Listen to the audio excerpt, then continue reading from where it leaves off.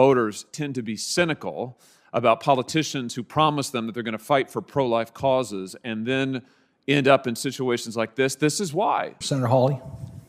Thank you, Mr. Chairman, and thanks to the witnesses for being here. Mr. Kelly, if I could just come back to you and return to an issue that Senator Paul asked you about. Earlier today, my staff was notified, and I know Senator Paul's was too, that the latest tranche of small business administrative data, SBA data, suggested that at least 2 Planned Parenthood affiliates received second draw loans from the PPP. Senator Paul asked you about this. I just wanted to be clear about your responses. Is that accurate to your knowledge? I mean, have Planned Parenthood affiliates received second draw loans through this program? So thank you for clarifying. To my knowledge, I'm not aware of the 2 loans that you're referencing. So in my response to Senator Paul, I was pointing out that there are over 8 million loans currently in the portfolio.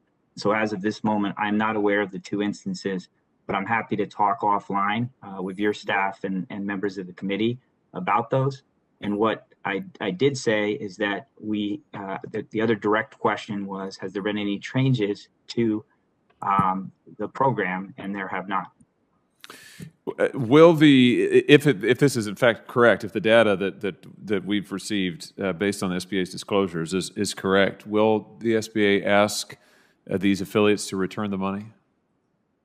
If any borrower, including these 2 instances, is ineligible, there is a process that the agency goes through to deal with improper payments, and so I'm not totally read into that entire process, but we take it seriously, and we'll follow up with the committee to let them know what the agency's normal course is historically for handling any improper payments.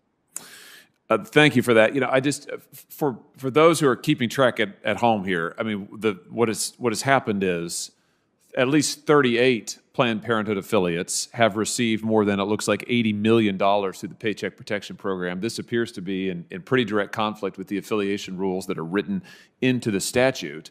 But what's really frustrating is the larger background here is that in the original CARES Act language, there was language that would have unequivocally prevented Planned Parenthood from getting these funds, and it was negotiated away. It was given away in favor of this affiliation language, which also prevents Planned Parenthood from getting funds, let's be clear, but it gives a lot more wiggle room to the agency, a lot more wiggle room. And it was negotiated, that original language that the pro-life advocates fought so hard for was negotiated away by Republican leaders. And so here we are, where we have, lo and behold, 38 Planned Parenthood affiliates get money. Now more are getting second draw. And by the way, this is before the latest December relief bill even went into effect, according to the data that we got today. So it's just, you know, for those who wonder on the conservative side of things, those who wonder why voters tend to be cynical about politicians who promise them that they're going to fight for pro-life causes and then end up in situations like this, this is why. You know, at the time, I was repeatedly told by Republican leaders that the change to the affiliation language would absolutely not result in taxpayer money flowing to Planned Parenthood. And that was wrong. It's happened 40 times or more now, and I don't think a penny of it has been returned. It was absolutely wrong. So, you know, here we are once again. All I have to say is I cannot blame pro-life voters for being upset and being cynical about this. And Mr. Kelly, this has, you know, you just got there, as you say, so it is what it is. But I will hold you to it in terms of following up with me and then also enforcing the terms of the laws that are written. Mr. Ware, I want to turn to you, if I could, in just my brief time remaining, and talk about the EIDL program. This is a program that I think is important, and it has caused, though, a lot of frustration for my constituents back at home who have faced a lot of obstacles dating back, of course, to last spring in getting access to this program. And what's really frustrating is to see Senator Inhofe. Oh, okay. Well, thank you, Mr. Chairman. I do have I have a couple of questions, both for Mr. Kelly, and both being very parochial to Oklahoma. And let me just kind of share and see if you've heard of a situation like this other than the situation that is in my state of Oklahoma. The December COVID relief authorization second draw the PPP loans that took place, in order to be eligible, businesses must have lost the 25% revenue between the years of 2019 and 2020. Now, unfortunately, some businesses have been changed ownership in that time, and there doesn't seem to be anything there that addresses this as a problem. I'll be specific. In the town of Cushing, Oklahoma, a couple named J.D. Meissner and his wife Mary Lee bought a newspaper, the Cushing Citizen, in February 2020, only a month before the COVID-19 lockdowns began. Now, their business model stayed the same, yet J.D. and Mary Lee have been unable to receive a second draw or really to have this problem addressed. What happens in this unique situation? I'm sure they're not the only ones where this has taken place. What would you suggest in looking at ways to mitigate, I would say, unintended circumstances that they found themselves in? Senator, it's an excellent question. And as I mentioned in my testimony, I'm relatively new, 3 weeks into the job, but I can assure you that it has come up in other states. Change of ownership during the pandemic is creating an issue with second draws about whether or not the entity, the NewCo, post-acquisition, it should apply as NewCo first draw, or does it apply second draw because of the outstanding? So what I'd like to do is take this offline, work with the staff and committee. We are addressing this through our Office of Policy, but it has been raised. It's an issue that we need to clarify because it is coming up, and I appreciate the question. Well, I'd ask a further question. Why would there be a difference if you had a change, if all the plans were the same and nothing else changed, but only the ownership during that period of time? I can't think of any justification for that. Or do you know if the particular case that I'm referencing? I'm not sure whether our staff had sent that up in preparation for this meeting. And no. Sorry. What do you suggest, though, in this particular case that we do? Yeah, so I apologize because I agree with you that it should be common sense. However, the way that the SBA loan programs typically work is they consider a combined NewCo, seller and buyer, post-acquisition, as a new company. And so that's what creates the tension, because the seller was the first draw recipient, but now there is a new company that's been formed post-acquisition. And so does that apply through the first draw and the second draw? And I apologize for letting you down, Senator. I don't have the answer right at this moment. I will get it. I didn't anticipate that you would have the answer, but if you would look into that particular case, because I know there are other examples around that would fall into a category that probably should be addressed. So if you do that, let me know. I'd appreciate it. The second thing is it's kind of similar. It is local. Back in February, the SBA changed the calculation for the PPP loans for certain small businesses, and a lot more, as you're fully aware, of the independent contractors, sole proprietors, and self-employed individuals are now eligible for the PPP and can receive higher loan amounts. Yet the businesses, some of them, I know in my state of Oklahoma, were not aware of the change that had been made, which opened it up to them, but they were not aware of it. And so we have cases where in Oklahoma where businesses actually are closing simply because they think that they remain ineligible when in fact they're now eligible. So what are they doing to make sure that these changes are properly communicated? What would be the path forward for someone who's already passed a deadline? Could you address that?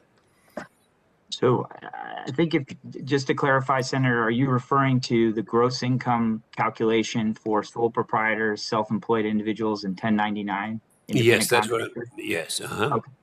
Okay, thank you.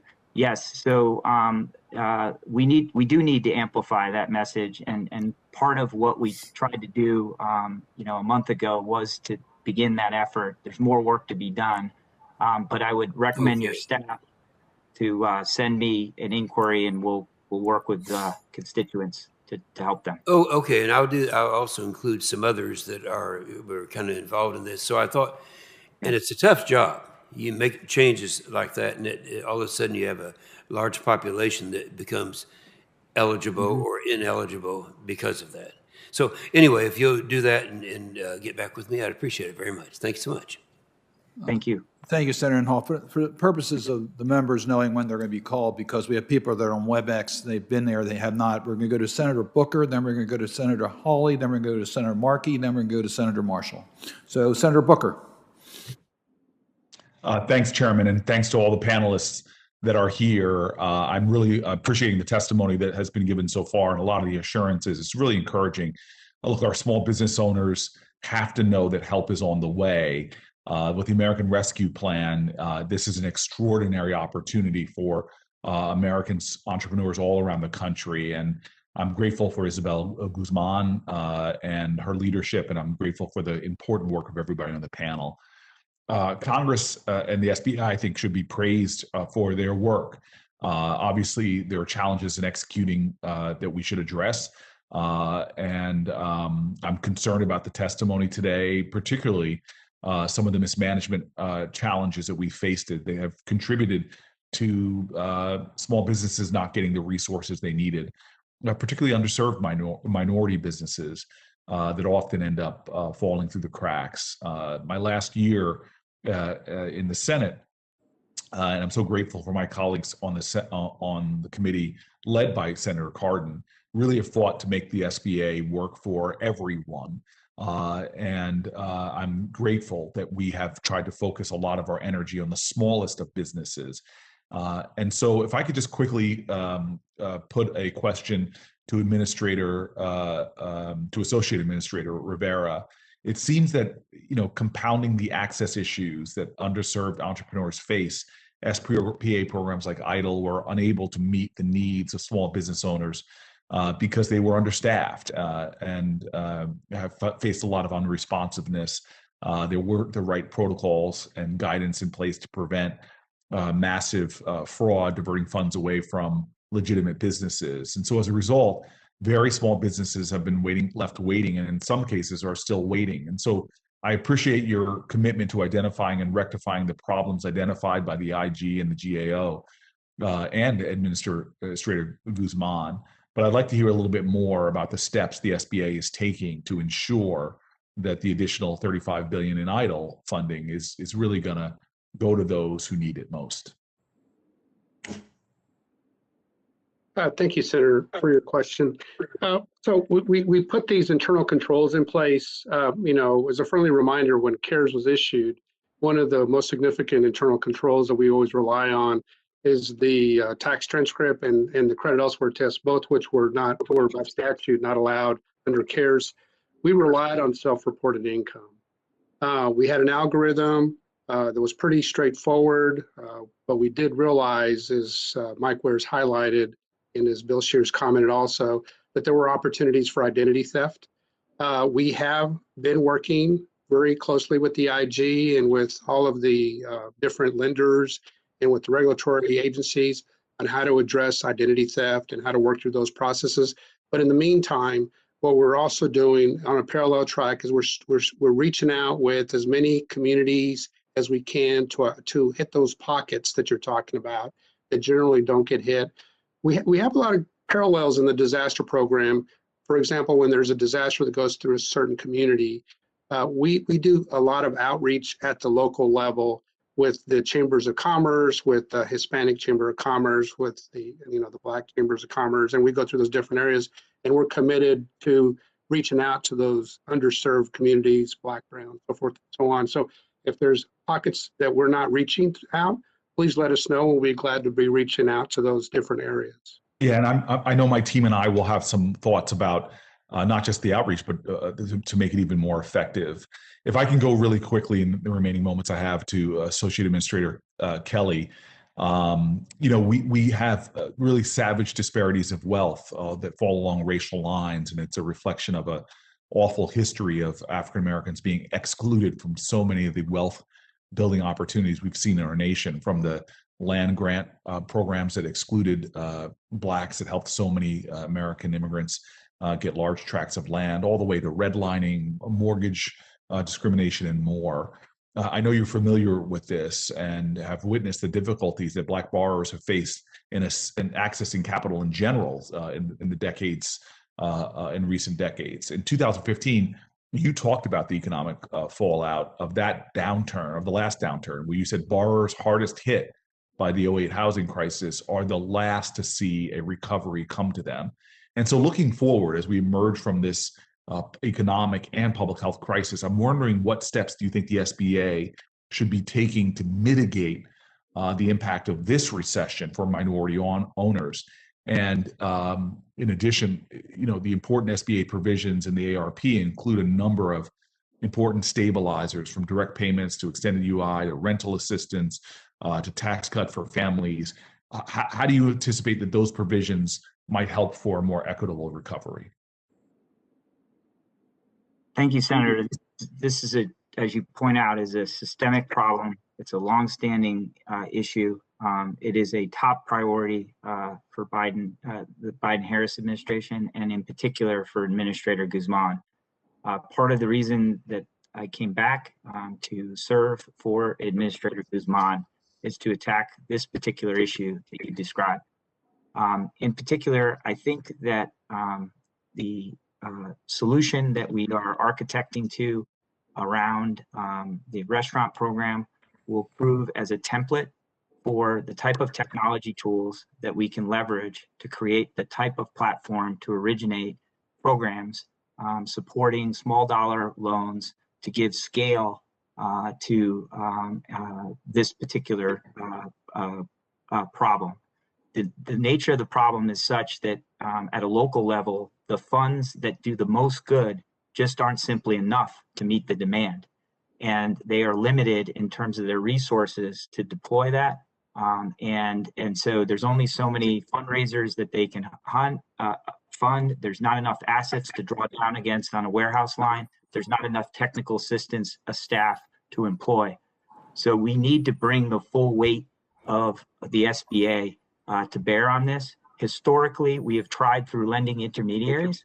It has had mixed results.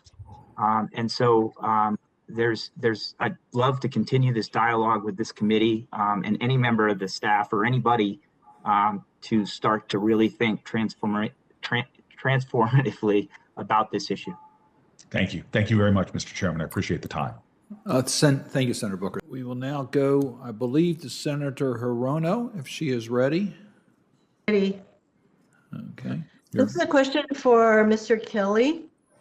Earlier this month, Congress, as we all know, passed the American Rescue Plan Act, and particularly focusing on supporting small businesses, including the Community Navigator Program for underserved businesses. And Congress has enacted a number of relief programs over the last year, and we need to make sure that businesses know what resources are available to them, and that's one of the purposes of the Navigator Program. Can you provide an update on the implementation of the Community Navigator Program? So, Senator, I know that for Administrator Guzman, this is a key priority. However, I do not oversee that this particular part of ARP's implementation at SBA. But I would encourage you to seek out my colleague, Mark Madrid, and the Office of Entrepreneurial Development, who will be overseeing those efforts. Perhaps I could send my questions relating to the Navigator Program to the people that you mentioned, and they will respond to me, because it is really important that they reach out to underserved communities, such as Native Hawaiian businesses. And I'm very interested to know how they plan to reach out to other underserved businesses. Again, for you, Mr. Kelly, I mean, there is no question that there has been an ongoing effort by the Republicans to defund Planned Parenthood at every turn. That is a fact. So you have been asked a number of questions along those lines relating to Planned Parenthood. And let's face it, the previous administration's ideological efforts to treat certain nonprofits differently, such as Planned Parenthood, raises a lot of concerns for us. And last year, SBA sent letters to local Planned Parenthood organizations making, quote unquote, preliminary conclusions of ineligibility for PPP based on supposed violations of the program's affiliation rules, while here's the thing, while other similarly situated nonprofits did not receive such letters. So for example, as far as I know, YMCAs didn't get such letters. Boys and Girls Clubs didn't get such letters. So of the nearly 8 million loans approved under PPP, can you tell me how many preliminary or final conclusions of ineligibility SBA has made about any other nonprofit organization besides Planned Parenthood for violation of affiliation rules under the PPP program? No, I cannot give you that exact number today, but I can tell you that we take seriously, I think, the import of your question, which is the affiliation rule needs to apply equally across the board to every one of those 8 million instances, and consistent with Mr. Ware, that's what we are doing, or attempting to do. And we're following the affiliation rule. And I share his concern that if folks are eligible, they should get funds. And if they're ineligible, they should not get funds. So ideological perspectives have absolutely no place in this administration's decision-making, or the SBA's decision-making as to who should qualify for PPP. Is that right? It was a little broad, Senator, because you suggested ideological across the administration. So I don't have that big a job, but I would say for my small piece of the neighborhood, yes, we are calling balls and strikes, which is applying the rules as they're set forth in the statute equally. Yes. Yeah, and I think that I would like to know really the answer to my question, because you had 8 million in loans. I would like to know what other affiliated groups got this kind of letter that Planned Parenthood got. So I'm glad to know that you all are doing things totally on a factual basis.